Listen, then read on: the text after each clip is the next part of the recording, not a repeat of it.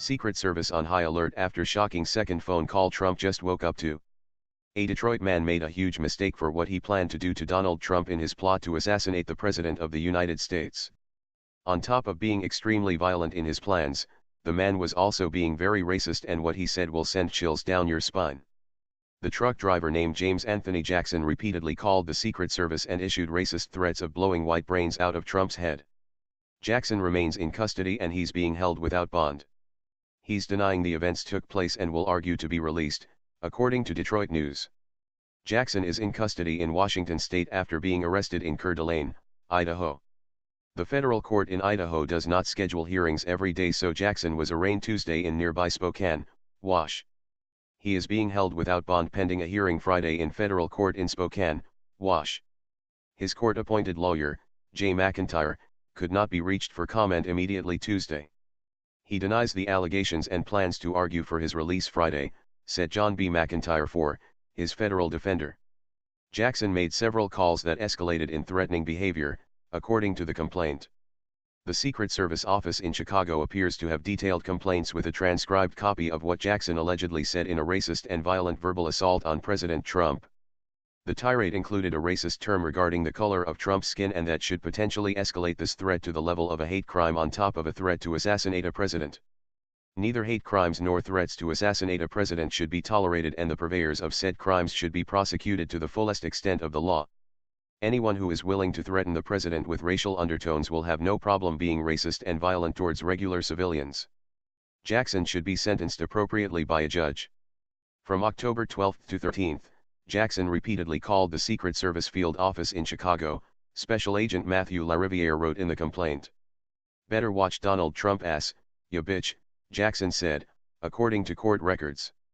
"Y'all think someone playing with yo dumb ass, I am going to blow white brains out, his, expletive, head." It appeared Jackson was masking his real number, according to the agent. On October 18, Jackson made more phone calls to the Secret Service field office in Detroit, the agent wrote. "Why y'all messing with my wires," Jackson said, according to the court filing. "I'm going to blow Trump's brains out." The violent and racist threatening phone calls reportedly originated from a 616 area code, and the calls are probably recorded since they were allegedly made to the Secret Service office. It wouldn't make sense for the Secret Service to not record all calls, especially when dealing with potential calls from threatening sources. Detroit News also reports that Jackson had repeatedly called a woman and threatened to cut her head off and walk around the area in front of the White House with her head on display. He also allegedly threatened family members, and his sister confirmed that his voice matches the voice in the assassination threat phone calls to the president. Jackson called from a phone with a 616 area code number. The number was registered to James Jackson Profit Group LLC in Grand Rapids, according to the agent. The company, which does not appear in state business records, is linked to an outreach center in Grand Rapids. Phone records also show Jackson frequently called a woman in the 517 area code. The woman told investigators she had met a man online named Jamie who had harassed and threatened her from the same Grand Rapids area phone number used by Jackson. Jamie threatened to cut off her head and parade it in front of the White House for Trump, according to the court filing. On Friday, investigators interviewed Jackson's uncle. Jackson had cursed and threatened relatives, the uncle said. Agents played a recording of one of the Trump threats for Jackson's sister, and she confirmed the voice belonged to Jackson, according to the complaint. The American justice system should take these threats seriously, because any person willing to make threats towards the president should be taught a lesson in respecting the leader of the country.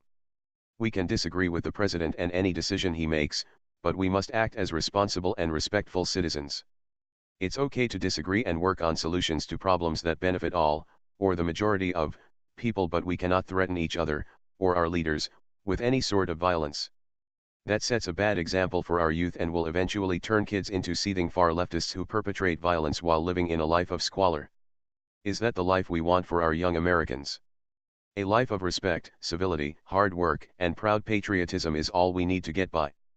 Threatening a president with assassination doesn't fit into a successful life story narrative.